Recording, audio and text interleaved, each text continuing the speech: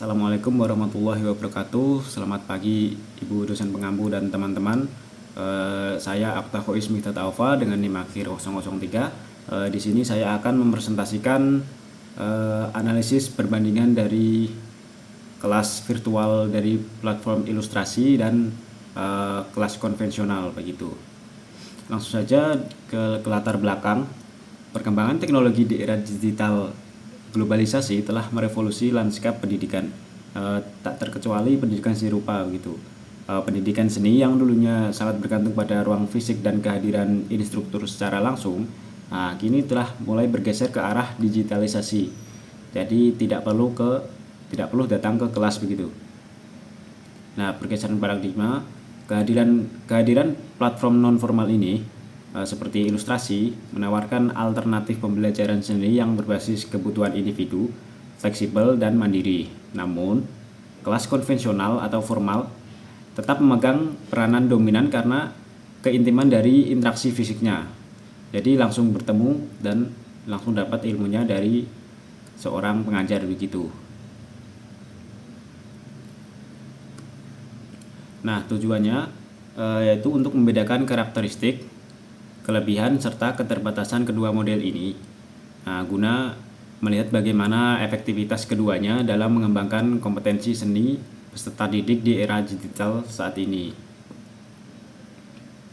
Nah, sekarang lanjut bagian umum, gambaran umum dari platform ilustrasi. Definisi dan karakteristiknya, ilustrasi merupakan platform pembelajaran seni non-formal yang berbasis virtual, yang berfokus pada pengembangan keterampilan ilustrasi dan desain digital atau manual begitu. Nah, tujuannya yaitu berorientasi pada penguasaan skill praktis atau vokasional, portofolio dan adaptasi industri kreatif terkini. Terus selanjutnya metode pengajarannya yaitu menggunakan asynchronous learning, yaitu pembelajaran yang melalui video tutorial yang dapat diakses kapan saja begitu. Jadi tidak serempak begitu ya, bisa ditonton kapanpun yang Anda inginkan begitu. Dilengkapi dengan modul masterclass dan sesekali webinar langsung yaitu sinkronus ya. Nah, media dan fasilitasnya yaitu ada video berkualitas tinggi, terus ruang komunitas digital, Discord, Telegram begitu, terus feedback berbasis sistem melalui unggahan tugas di dashboard. Terus selanjutnya ada pemanfaatan perangkat lunak digital, Procreate, Photoshop, or Clip Studio Paint gitu. Nah, selanjutnya deskripsi pembelajaran seni di kelas konvensional ya. Definisi dan karakteristiknya, pembelajaran seni ini berbasis institusi formal seperti sekolah atau studio seni konvensional yang terkait oleh ruang, waktu, dan kurikulum baku, misalnya kurikulum Merdeka atau K13 begitu.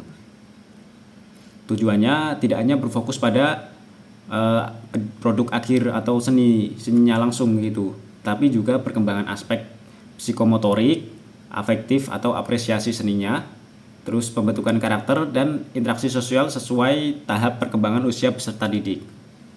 Jadi setiap usia ada perkembangannya masing-masing begitu. Terus selanjutnya ada metode pengajarannya. Kelas konvensional ini demonstrasinya secara langsung atau live modeling ya, oleh guru atau tutor gitu, dengan metode ceramah, kerja kelompok, dan eksperimen material fisik secara langsung di kelas begitu. Nah, dan medianya itu ada alat-alat konvensional seperti cat air, kanvas, pensil, terus pensil warna, tanah liat, serta ruang kelas seperti studio sebagai media utama interaksinya. Terus selanjutnya ada analisis perbandingan kedua model pembelajaran tersebut. Nah, di sini terdapat tabel. Dari aspek analisis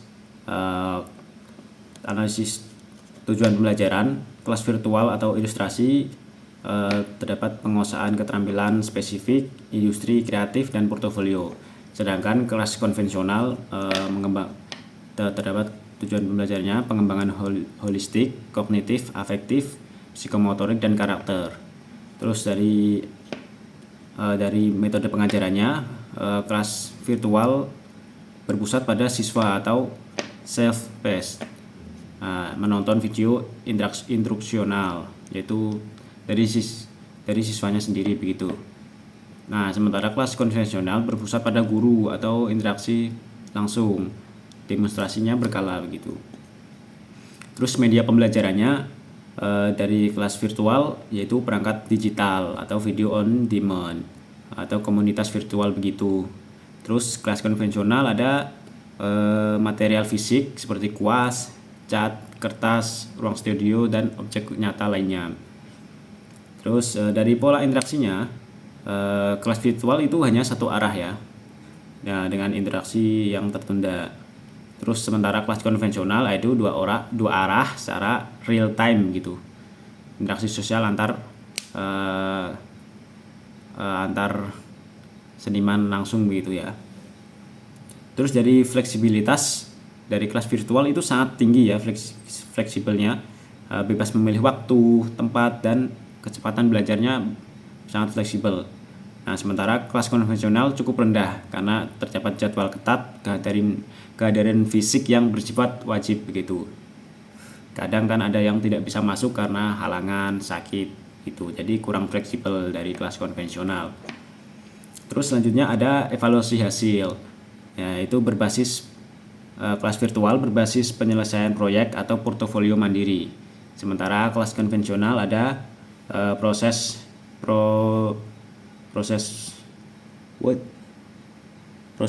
yang dinilai sejak awal berkarya gitu. Jadi proses sejak awal berkarya itu dinilai dan ujiannya terjadwal begitu. Oke, selanjutnya ada analisis kelebihan dan keterbatasan.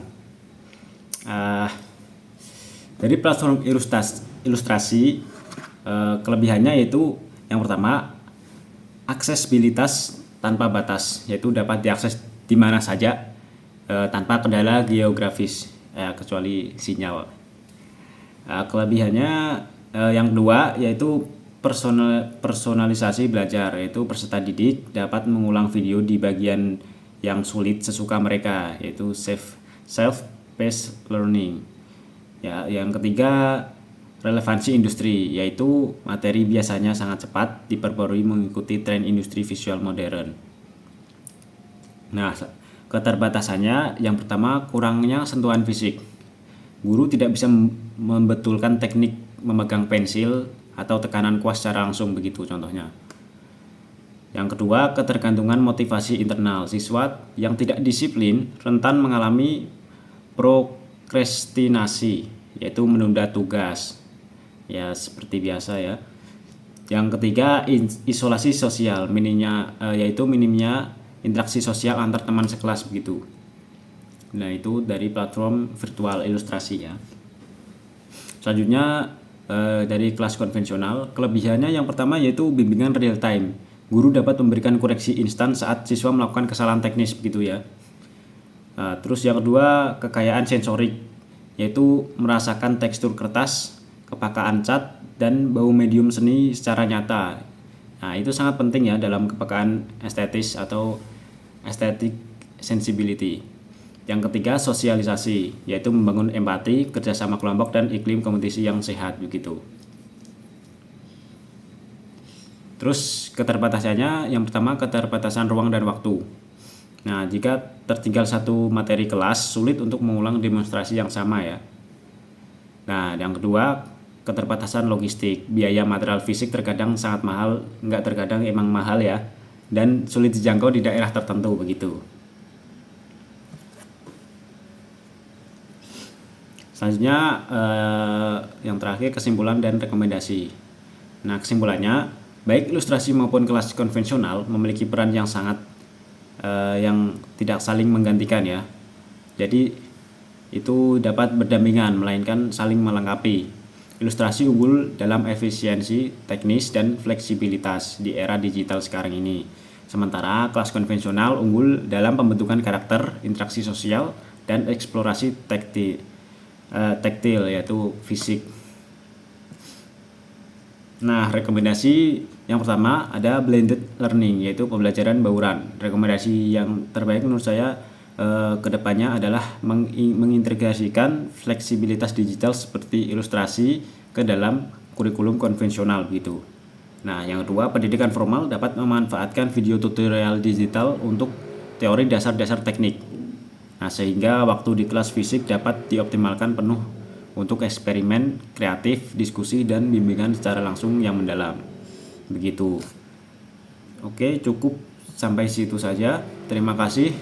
Jika ada kesalahan, mohon maaf. Wassalamualaikum warahmatullahi wabarakatuh.